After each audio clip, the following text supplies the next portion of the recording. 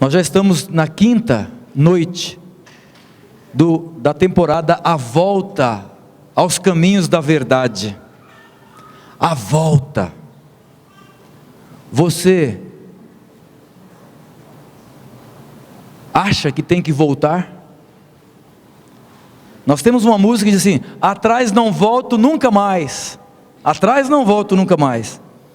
Mas se você estava indo no caminho certo, e aí você entrou no caminho errado, então você pode voltar sim. Pode voltar para o caminho certo. A volta ao caminho da verdade. Nós já estamos no capítulo 7, capítulo 8 do livro de Apocalipse. Se há alguém que está nos visitando hoje pela primeira vez e ainda não recebeu a revista que fala sobre o estudo do Apocalipse através da Bíblia Fácil, levante a sua mão se você não recebeu a revista, ou pode até ficar em pé, fique em pé, daí nós vamos entregar para você nesse momento. Até você receber, você pode se assentar. Você não recebeu ainda a revista sobre o Apocalipse, o estudo do Apocalipse, pode entregar para todos eles que não receberam. E se você recebeu, use em casa, complete, estude. E aqui a gente só recapitula. Hoje nós estamos estudando o estudo número 5, que fala sobre os 144 mil. Quem são os 144 mil? Esse é um tema gostoso, é um tema interessantíssimo para a igreja. Quem são os 144 mil? Nós terminamos o estudo no último domingo falando do capítulo 6. E falamos também do versículo 1 do capítulo 8, que fala da abertura do 7º selo. Lembra-se? O 7º selo se abriu, o anjo, e houve silêncio no céu por meia hora. Silêncio no céu por meia hora. E nós entendemos que são meia hora profética. Lembre-se que quando se fala de tempo na profecia, um dia equivale a quantos? 1000 anos. Então, se um dia equivale a 1000 anos, quanto vale meia hora? Uma semana, 7 dias. E a Bíblia diz que houve silêncio no céu por meia hora. E abriu o 7 selo, houve silêncio no céu por cerca de meia hora. Não quer dizer que é meia hora exata. E a gente entende que essa meia hora é quando as hostes celestiais, a trindade, todos vão deixar o 3º céu e vão ultrapassar o céu atmosférico e vão chegar até a terra para buscar os escolhidos. E o verso 7 continua o texto. O verso 17 do capítulo 6 diz o seguinte: porque é vindo o grande dia da sua ira, e quem pode subsistir? Já o verso 7 dá continuidade. Ele dá continuidade. E eu vou ler daqui a pouquinho o verso 1 do capítulo 7. Mas antes de abrirmos a palavra de Deus, feche os seus olhos. Vamos falar com Ele. Querido Deus e Pai de amor, obrigado por estarmos na casa de Deus. Obrigado por nos dar o privilégio de te louvar. Isso preenche o vazio que existe no nosso coração. Nada pode preencher a não ser a Tua presença, Senhor. E nós convidamos a Tua presença agora, ao estudarmos o santo livro do Apocalipse, as revelações de Jesus Cristo para os últimos dias. Abençoa cada adorador que está aqui, quer seja ele membro já da igreja adventista, ou seja ele um convidado de uma outra igreja que está nos visitando, é um servo seu, é fiel. Ó Deus, louvamos o Teu nome, porque queremos fazer parte dos 144 mil selados. Continue abençoando a liderança desse programa, desse culto de domingo. Continue abençoando a música que nos eleva para mais perto de Ti. Continue abençoando a classe bíblica que temos aqui às 18 horas, que está uma bênção. Continue abençoando os convidados e suas famílias. E agora fale para nós através da tua palavra. Em nome de Jesus. Amém. Quem são os 144 mil? Há várias teorias. Olha o que está na tela aqui. Os 144 mil se refere àqueles judeus da Palestina que vão aceitar a Jesus como Messias e vão pregar o Evangelho e converter o mundo inteiro através dos próprios judeus, em números de 144 mil. Isso é uma das teorias que se falam por aí. É uma das teorias que se prega por aí. Não quer dizer que isso está na Bíblia. Uma outra teoria que se prega por aí é essa daqui, ó. Outros falam que os 144 mil serão aqueles que sobreviverão à grande tribulação e que vai abater sobre a igreja. Será que é isso mesmo? Outros já dizem o seguinte: falam que os 144 mil serão aqueles que vão dominar o mundo durante 3 anos e meio, durante o reinado do anticristo. Conhece essas teorias? Deve existir outras teorias por aí sobre os 144 mil. Eles são literais ou são simbólicos? Quem são os 144 mil? Você gostaria de fazer parte dos 144 mil? Você vai fazer parte dos 144 mil? Antes de abrir o 7º selo, como eu disse ali, houve silêncio no céu, por meia hora. Jesus interrompe a profecia agora, quando ele está mostrando a revelação para João, e dedica todo o capítulo 7, que nós vamos ler agora o versículo 1, para explicar quem são os que serão salvos. Ele dá uma pausa nos selos, e só vai abrir o 7º selo no capítulo 8, verso 1. E o capítulo 7 inteiro, a revelação agora é só para explicar quem serão os salvos. E começa dizendo o seguinte, começa com esse verso aqui: depois disso, vi 4 anjos em pé, nos 4 cantos da terra, conservando seguros os 4 ventos da terra, para que nenhum vento soprasse sobre a terra, nem sobre o mar, nem sobre a árvore, nem sobre árvore alguma. Ventos. Depois disso, vi 4 anjos em pé nos 4 cantos da terra.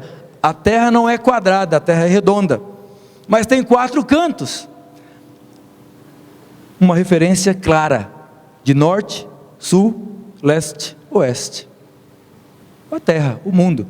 E os 4 anjos segurando os 4 ventos. Ventos em profecias, nós entendemos que é guerras, rumores de guerras. O que esses anjos estão fazendo? Depois disso veio um outro anjo. Um outro anjo que subia do nascente do sol,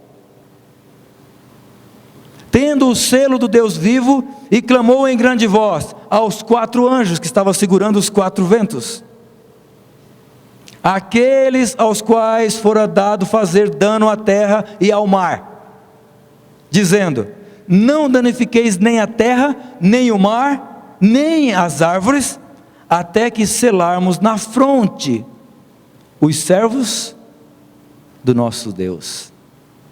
Selarmos na fronte os servos do nosso Deus. A impressão que dá é que os 4 anjos estão lá segurando os 4 ventos, que são as guerras. Hoje, as potências as potências bélicas, estão tão fortes, tão poderosas, que se um país quiser destruir o mundo inteiro, com bombas, ele pode destruir. Guerras entre nações, entre povos. E a impressão que dá ao ler esse texto é que os 4 anjos estão segurando os 4 ventos, para que não haja uma catástrofe, para que não haja uma destruição catastrófica nesse mundo. Há uma misericórdia de Deus para que esse mundo não seja destruído, porque eu acredito que já passou da hora. Mas existe 4 anjos segurando os 4 ventos da terra, e um outro anjo mais forte chegou e disse: ei, não solte os 4 ventos, não solte, até que a gente sele os 144 mil, os servos de Deus. Será que A misericórdia de Jesus está olhando para mim e para você? Com certeza. Será que a misericórdia de Jesus está olhando para alguém nessa noite, que está aqui e ainda não tomou uma decisão importante na sua vida, de seguir a Jesus e selar a sua vida com Jesus? É possível que sim. É possível que os ventos não estão sendo soltos, porque o Senhor ama tanto a você, que Ele está te dando uma chance de tomar a decisão correta. Isso eu falo para pessoas que estão na igreja há muito tempo, que às vezes estão batizados, mas não estão levando a sério o chamado de Deus. Isso eu falo para pessoas que já conhecem, estão ouvindo a palavra de Deus, estão tendo o privilégio de assistir a Novo Tempo, estão tendo o privilégio de estudar a palavra de Deus, mas também não tomam a sua decisão. A misericórdia do Senhor está pedindo para os anjos segurarem os ventos. Por favor, não solte os ventos para danificar a terra, o mar e as árvores. Não solte, porque ainda tem pessoas sinceras, tem filhos meus, os filhos de Deus precisam serem selados. Nessa noite eu gostaria de dizer que você precisa ser selado, para que o seu nome esteja escrito no livro da vida. São os selados. E nós vamos ver nessa noite o que é esse selo de Deus. O que significa esse selo de Deus? Apocalipse 7, versículo 1 a 3, fala desses 4 anjos, como mencionamos, segurando os 4 ventos da terra. E como já disse, ventos na profecia significa guerras. Olha o que Jeremias capítulo 4, versículo 11 e 13 a 13 nos diz. Acompanhe aqui na tela. Naquele tempo se dirá a este povo e a Jerusalém: um vento seco das alturas do deserto veio ao caminho da filha do meu povo, não para padejar. Fiquei curioso com essa palavra padejar. Fui olhar no dicionário que significava padejar. Você já estudou essa palavra? Fica padejar.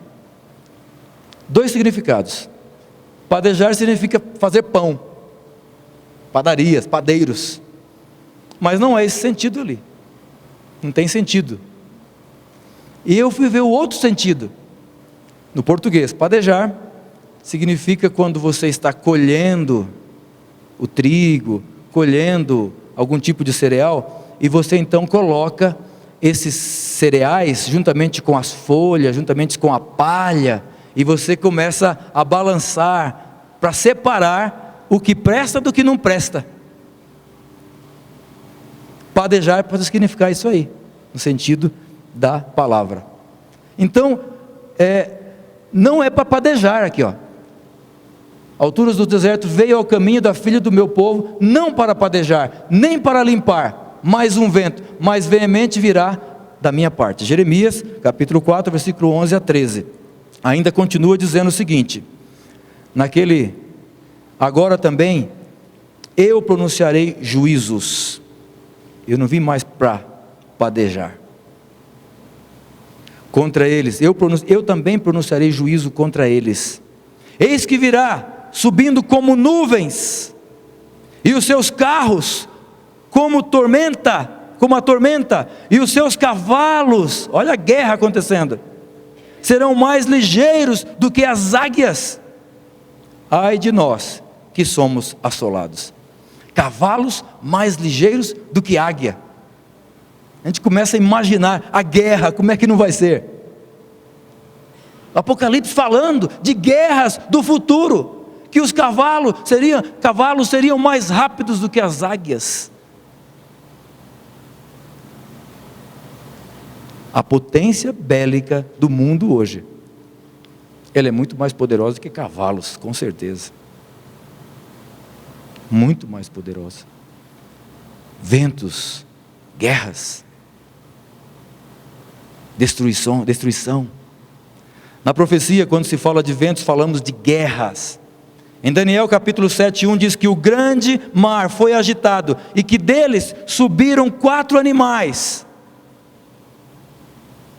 Capítulo 7 de Daniel. Esses 4 animais, quem já estudou o livro de Daniel, e eu gostaria de fazer aqui uma pausa, nós temos aqui o livro de Daniel, que é o livro do pastor Arilton, que ele deixou aqui, aqueles que tiverem interesse de adquirir. Nós temos algumas cópias ainda apenas, que está reservado ali. apenas algumas cópias. E o Watson está cuidando disso aí, pode procurar ele. Levanta a mão, Watson, e as pessoas poderão adquirir o livro do pastor Arilton, que ele deixou aqui, que vai falar exatamente desse assunto aqui. No capítulo 7, versículo 1, 4 animais saindo do mar agitado, e esses 4 animais simbolizavam 4 impérios poderosos: Babilônia, Medo e Persa, Grécia e Roma. Está dizendo aí que eles tomariam o poder, que eles perderiam, e assim por diante. Os 4 anjos segurando os ventos estão impedindo guerras, catástrofes, e pode surgir a qualquer momento. A qualquer momento pode vir uma repentina destruição. Isso é bíblico, é profecia. E às vezes nós estamos dormindo, estamos achando que o mundo vai melhorar, e fazemos pressão no governo, e tentamos melhorar, e falamos mal de um, falamos mal de outro, e o político que tenta ganhar, e cada um que entra é pior que o outro. Complicado, né? Não vai melhorar coisa nenhuma. E quando ouvir falar de paz e segurança, a Bíblia diz: eis que virá repentina destruição. Então nós, o povo de Deus, sabe do que vai acontecer. Não é momento de você ficar se estrangulando, se matando, sofrendo, perdendo o seu sono, perdendo o seu tempo com isso. Deus está no controle, Deus está no comando. Se você pode fazer alguma coisa, faça, é claro, mas se não pode, não adianta ficar se estressando. Deixa Deus guiar, deixa Deus cuidar, deixa Deus utilizar os líderes que são colocados e permitidos por Ele. Então vi o número dos que foram selados, que era 144 mil de todas as tribos dos filhos de Israel. Capítulo 7 e o versículo 4. 144 mil selados. Os que foram selados. Quem são os 144 mil selados? Na Bíblia a gente pode ver 3 características. Primeira característica: são pessoas, desses 144 mil, são pessoas seladas com o selo de Deus. A Bíblia fala de 2 selos. Fala do selo de Deus. E qual é o outro selo que a Bíblia fala? Selo da besta, que está montada num dragão, está assim com o demônio. É o selo da besta, é o selo do inimigo de Deus, vamos usar assim. O selo do diabo e o selo de Deus. O selo da besta é o selo do diabo e o selo de Deus. E o anjo, Apocalipse 7, verso 3, verso 4 diz: e o anjo ordenou que não soltasse os ventos, até que os 144 mil fossem selados na fronte. Qual é o selo de Deus e qual é o selo da besta? Na Bíblia tem algumas referências ao selo de Deus. Uma delas foi quando aconteceu lá no Egito, depois das 7 pragas, a última praga que Faraó recebeu, foi que todos os primogênitos morreriam, se ele não liberasse o povo, se ele não libertasse o povo de Israel, para ir adorar a Deus lá no deserto, conforme Deus tinha pedido.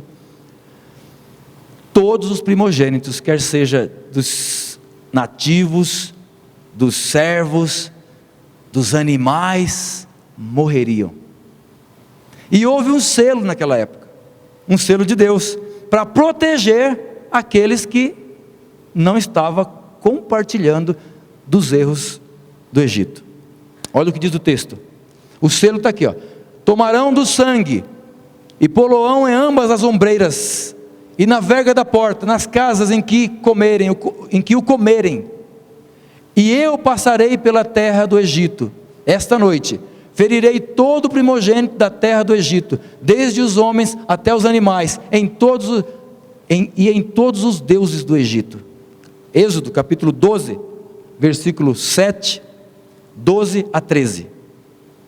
Você pode anotar esses textos aí na sua revista, no seu estudo, e você pode depois verificar com mais detalhes no estudo da revista que você levou para casa. E importante que você possa trazer essa revista, para que a gente possa estudar. E se você conhece um amigo que tem interesse em estudar o Apocalipse, pode vir que a gente entrega a revista. Você não precisa ligar lá na rádio, na TV Novo Tempo, para eles te enviar. Vem aqui que a gente te entrega. Entrega para ele, se ele se comprometer em estudar com a gente aqui.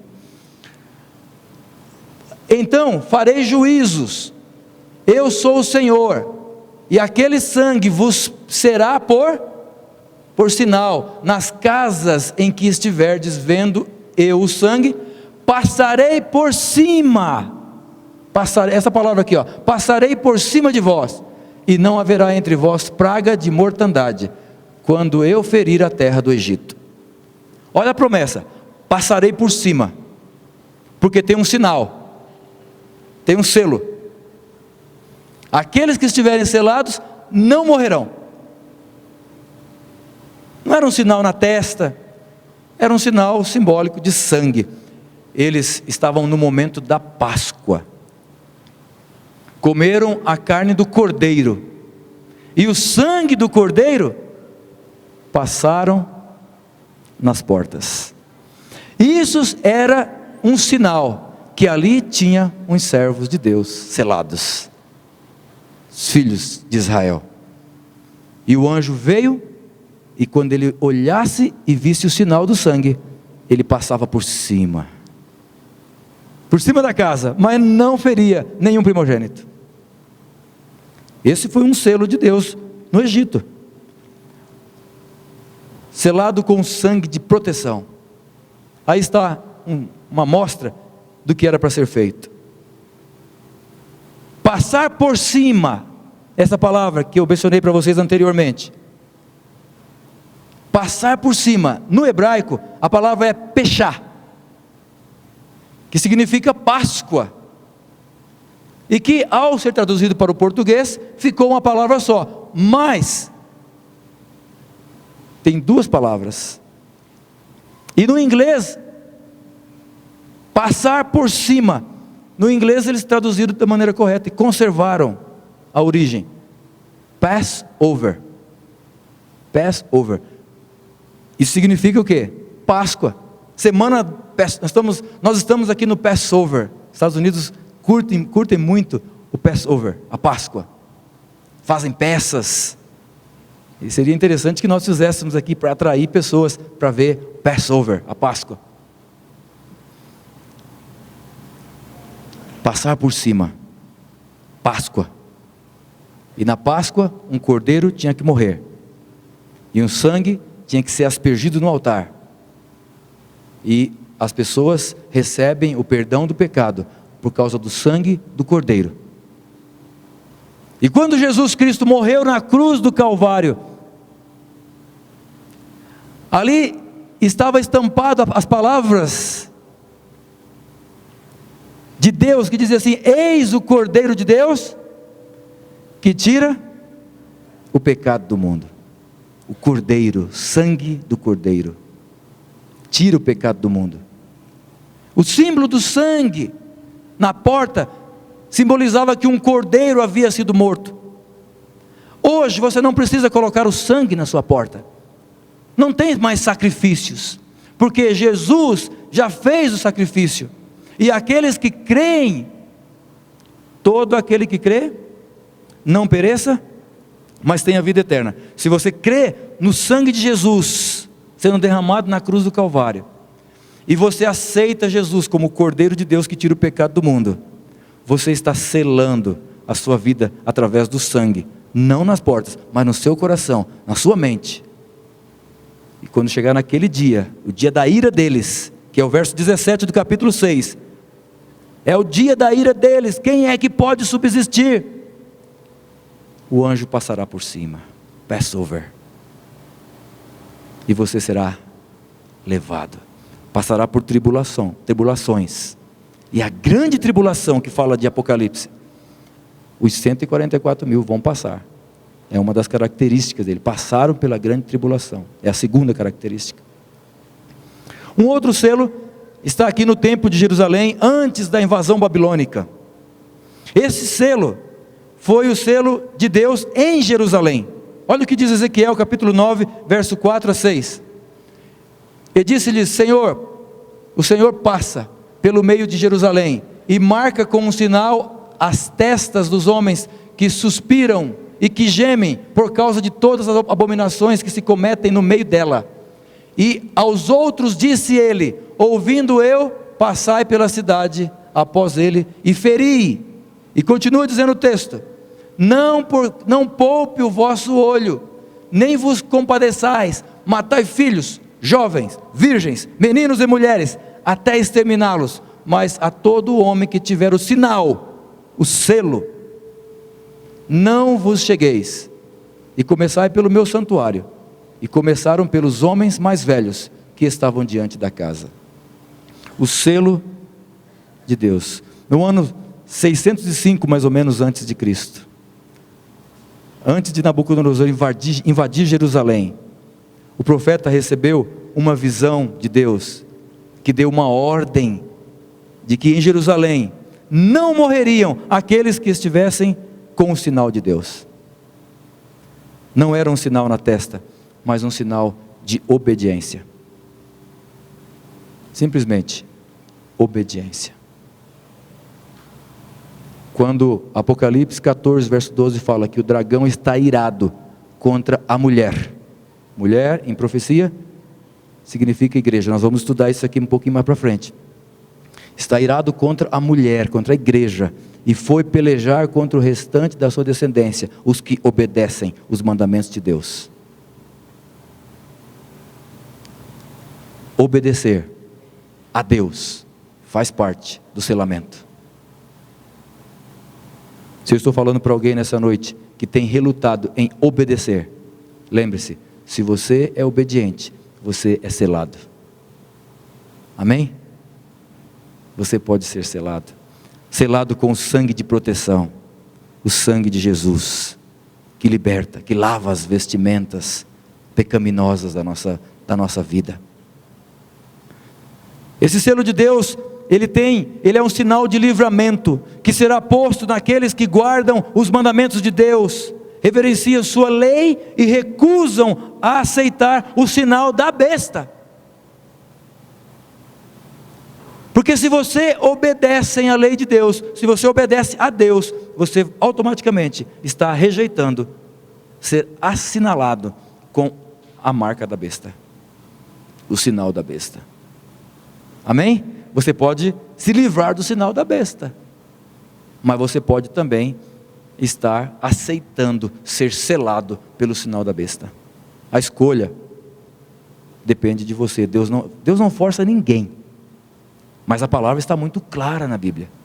Ele não força você, Ele te dá o livre-arbítrio para você ser o que você quiser, mas você vai tomar uma decisão, ou para o selo da besta, ou para o selo de Deus. Só tem dois grupos de pessoas, só esses dois, um selado pela besta, outro selado por Deus. E se eu perguntar para você, é claro que você vai responder: pastor, eu quero ser selado por Deus. Todos vão responder assim. Mas nos meus atos, na minha vida, no meu cotidiano, eu estou dizendo isso de fato? Nos meus negócios, nas minhas decisões, no meu olhar, na minha fala, nos meus pensamentos, eu estou dizendo isso de fato? Ou eu só falo da boca para fora? Como eu disse, é muito bonito ver a igreja louvando a Deus, e louvando de verdade, não da boca para fora. E a gente quer que o coral da igreja, o grupo de louvor da igreja, esteja tão consagrado, que nós juntos, também consagrados, louvemos a Deus, que os anjos se unam a nós.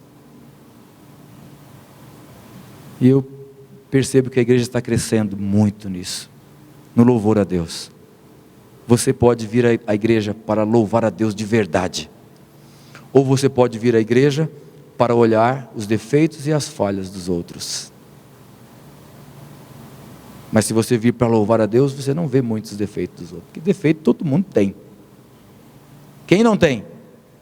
Jesus já tira a primeira pedra. Todo mundo fugiu, porque todo mundo tem defeito, todo mundo tem falhas. Selo de Deus tem a ver com o livramento daqueles que obedecem.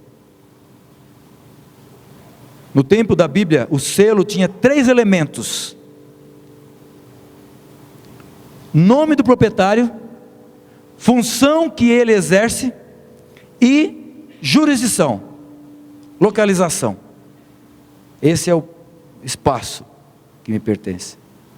E por essas 3 características, nós podemos observar qual é o selo de Deus.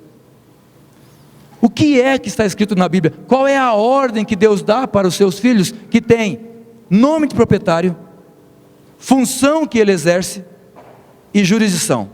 Qual é o mandamento que dá margem para essas três características, esses 3 elementos? Eu não tenho dúvida de que o selo de Deus tem a ver com os mandamentos de Deus. Os que obedecem os mandamentos de Deus e têm o testemunho de Jesus, são esses que o dragão está irado. Pode ver lá em Apocalipse capítulo 12, verso 17. O dragão está irado contra os que desobedecem contra os que obedecem os mandamentos de Deus e têm o testemunho de Jesus. 2 características. Liga o testemunho, sela a lei no coração dos meus discípulos, diz Isaías capítulo 8, verso 16. A mesma coisa que diz Apocalipse. Isaías já falando isso. Testemunho e lei. 2 características da igreja que o demônio está irado contra ela, e que é a igreja da verdade. Mais precisamente, o selo de Deus tem a ver com o 4º mandamento.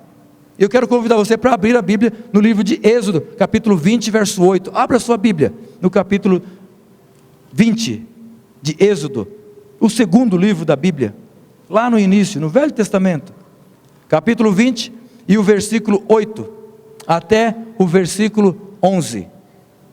E nós vamos ler aqui qual é o mandamento que tem nome, tem dono, tem jurisdição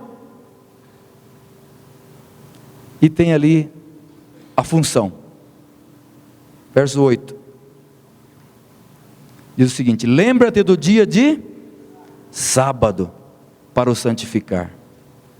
6 dias trabalharás e farás toda a tua obra. Verso 10: mas o 7º dia é o sábado de quem? Tem dono. Aqui está, dono da propriedade. O 7º dia é o sábado de quem? Do Senhor. É dele, não é meu.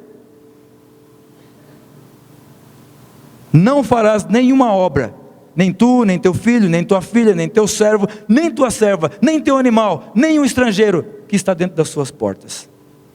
Verso 11, aqui nós vemos a função e vemos também a jurisdição.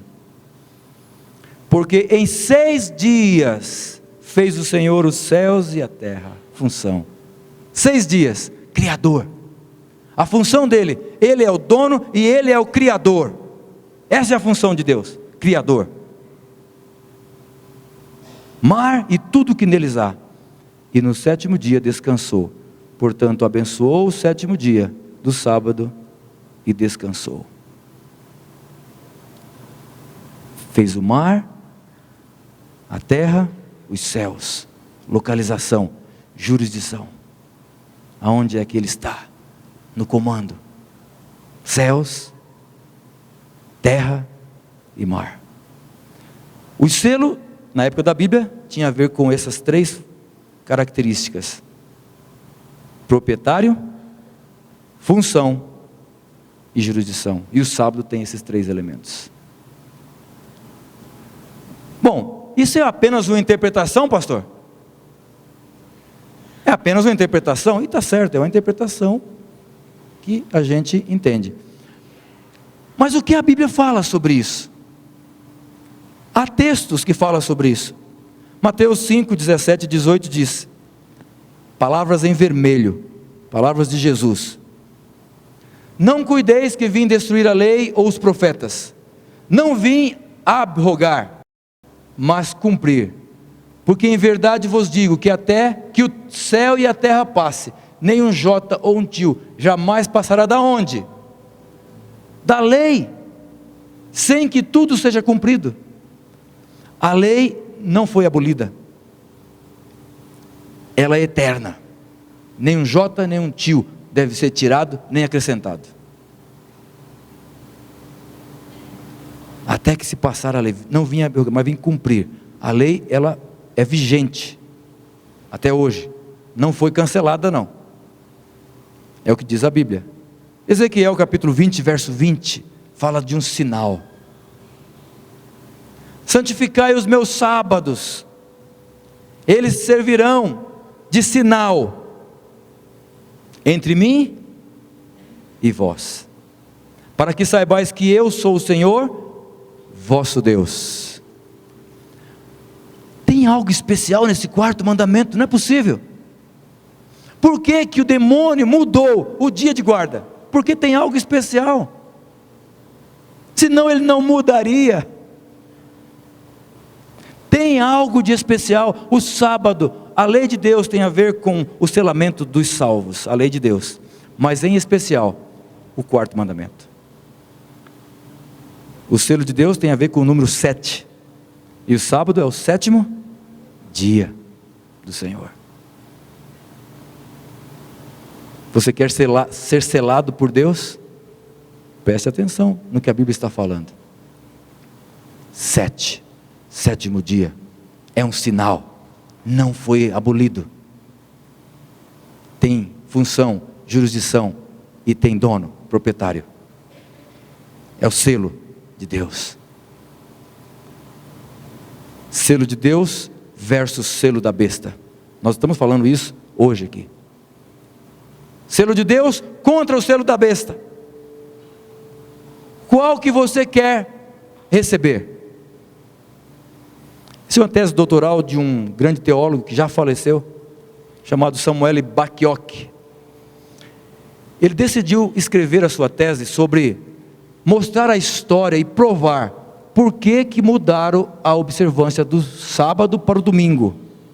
E ele escolheu a Universidade Pontifícia Católica em Roma, justamente para fazer o seu doutorado e provar diante de todos os doutores da lei, em que o dia de guarda era o sábado, e que alguém, provado na história, mudou para o domingo, e ele conseguiu fazer isso. Essa aí é a capa da sua tese, o livro dele, tese que se transformou no livro, Dr. Samuel Bacchiocchi. E ele defendeu e recebeu o selo do Vaticano, dizendo: você é um doutor, você provou que o sábado era o dia de guarda, você provou que hoje nós guardamos o domingo. Está provado, está lá na biblioteca do Vaticano, e está espalhado do mundo todo esse livro. Samuel Bacchiocchi. Se o Vaticano, que diz que deve ser observado o domingo e não o sábado, concordou que antigamente se guardava o sábado, sinal que alguma coisa errada tem. Está provado, Dr. Bacchiocchi, pela Universidade Pontifícia Gregoriana de Roma, publicada no ano de 1977, com o imprimato do Vaticano. Um outro documento foi escrito por um homem bem conhecido, chamado João Paulo II. Essa foi a carta apostólica chamada Dies Domini, do Papa João Paulo II, publicada no ano de 1998, com a tentativa de estabelecer uma base para a observância do domingo como dia sagrado. E ele coloca lá muitas razões. E uma das razões que ele coloca, o livro na verdade tem 92 páginas, é fininho, ele coloca lá que uma das razões é porque o nosso Senhor Jesus Cristo morreu na sexta-feira, ficou descansando no sábado e ressuscitou no domingo, e por isso agora nós observamos o domingo, e o dia de domingo é o dia de guarda. E ele escreveu então esse documento para dizer que a igreja, hoje a igreja cristã verdadeira, de acordo com ele, deve guardar domingo. E na lei, já desde o ano 364 depois de Cristo, já estava lá, guardar domingos e festas. Então ele prova isso através do seu escrito. Ele tenta provar, mas a Bíblia nunca provou isso, nunca aprovou. Bem, se o selo de Deus tem a ver com a guarda do sábado, o selo da besta tem a ver com a guarda do domingo. Essa é a verdade. E quando nós começamos o estudo aqui, eu perguntei: ei, posso falar a verdade? Não vão ficar bravos comigo? Posso falar a verdade? E todos que estavam presentes, pode falar a verdade, mesmo que doa, mesmo que seja uma verdade doída. E o dia que eu preguei esse assunto, num dos nossos auditórios, uma mulher veio na frente e ela chorava copiosamente, com lágrimas nos olhos, e disse assim: por que eu fui enganada todo esse tempo? Por que os sacerdotes fazem isso com os fiéis? Eles sabem da verdade, por que enganam os sinceros, leigos, que não estudam? Mas eu convido você a não deixar de ler a Bíblia, a não deixar de estudar a Bíblia, porque se você deixar de estudar, qualquer um vem e te engana, com teorias, até com amor, e te engana, com amizade, e te conquista. Mas se você estudar a Bíblia, ninguém pode arrancar você da verdade.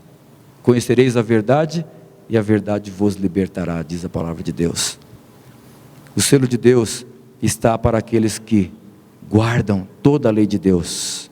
Pois o livro de Tiago, capítulo 2, verso 10 a 12, diz que não adianta nada você dizer que guarda, que ama a Deus e que guarda os mandamentos, e tropeça num só ponto. Você se torna culpado de todos. Não adianta nada. Eu guardo os mandamentos, eu sou fiel a Deus, eu amo a Deus, mas um mandamento aí Deus não vai levar em consideração. Você tropeçou num só ponto, se torna culpado de todos, está dizendo ali, porque aquele que disse: não cometerás adultério, também disse: não matarás. Se tu, pois, não cometeres adultérios, mas matares, está feito transgressor da lei. Assim falai e assim procedei, como devendo ser julgados pela lei da liberdade. Tiago, exortando os fiéis. Eu considero a lei de Deus como uma corrente. Para você quebrar a corrente, você não precisa quebrar ela toda. Só precisa quebrar o quê? Um elo. Uma corrente nunca é tão forte quanto o seu elo mais fraco. E se você quebra um desses elos, a corrente toda não vale nada. A lei de Deus é assim, você não pode quebrar. A segunda característica dos selados é: passarão pela grande tribulação. Apocalipse 7, 13 a 14, diz que eles vieram da grande tribulação, e é um momento de tribulação. Esse momento de tribulação vai durar pouco tempo. Está ali em Apocalipse 7, 13 a 14, um dos anciãos me falou dizendo: esses que estão vestidos de vestes brancas, quem são? De onde vieram? E eu disse-lhe: Senhor, tu sabes. E ele disse-me: estes são os que vieram da grande tribulação, lavaram as suas vestes e branquearam no sangue do Cordeiro. Amém? Vai passar por tribulação? Vai. E é possível que você já esteja passando por tribulação, porque o dia que você decidiu guardar o sábado, as portas de emprego se fecham para você. E você tem que passar num concurso, e mesmo assim tem complicações lá no trabalho. Mas tem a lei de liberdade religiosa que protege a gente, mas nem sempre você consegue. Mas as tribulações estão aí, pode acontecer a qualquer momento. Mas a Bíblia fala de uma grande tribulação, e diz que é um momento rápido, e que vai ser um pouquinho antes da volta de Jesus. E uma escritora norte-americana, Ellen G. White, diz que esse momento de tribulação, ela interpretando a escritura, ela diz que haverá um momento nessa tribulação que os selados pensarão que não vão conseguir resistir. Mas quando essa tribulação estiver acontecendo, você já está selado. Amém? E só falta erguer os braços para o céu e dizer: esse é o meu Deus a quem eu aguardava. Jesus vai estar voltando ao som da trombeta.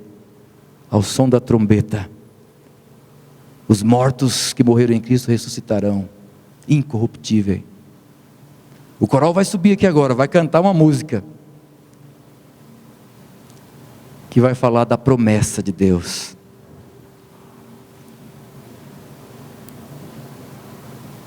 É da promessa não, né? Qual é o título? Não tente entender. Esse é o título da música que eles vão cantar. Não tente entender.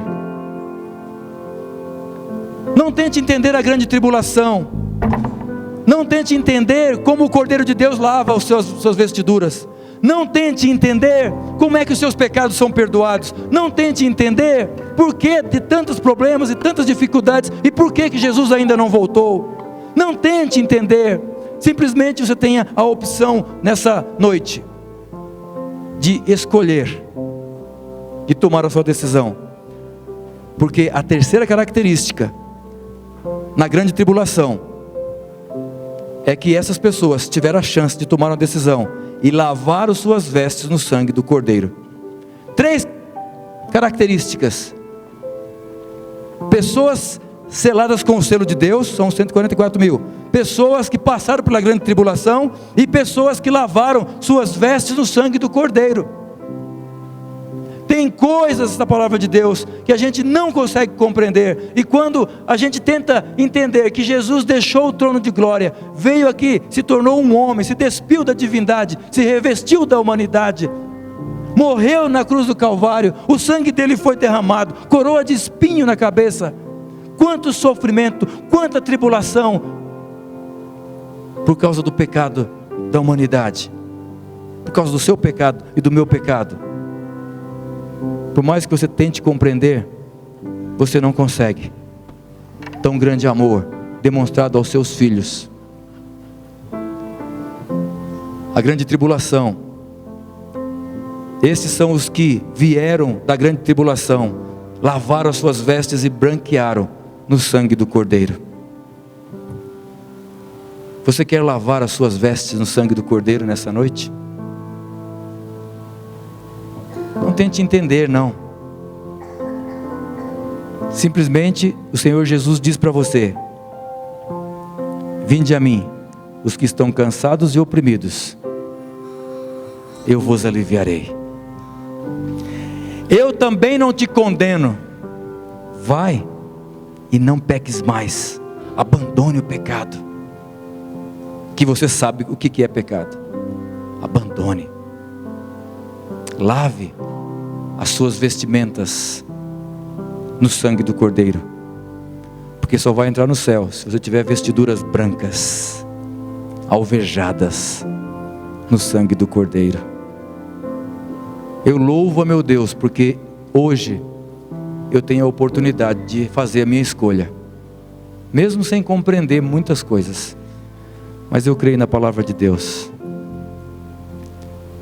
Não tente compreender. O sangue de Jesus purifica toda injustiça.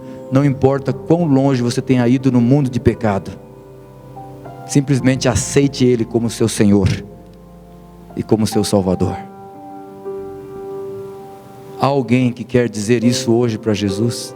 Eu quero ser selado por Deus. Eu quero ser fiel aos mandamentos.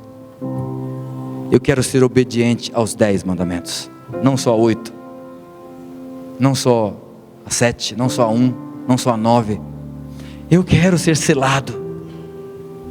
E hoje eu decido, eu me levanto perante todos, e perante Deus, e perante os anjos. Eu me levanto e eu me rendo aos pés de Jesus, porque eu aceito Jesus, eu aceito o sangue para lavar os meus pecados. Há alguém que quer dizer isso hoje aqui? Eu quero oferecer essa oportunidade. Você quer dizer isso? Enquanto o coral vai estar cantando, não tente entender. Não tente entender. Simplesmente levante-se. Fale: eu quero, Senhor. Eu quero ver a sua manifestação, você ficando em pé. Não tente compreender.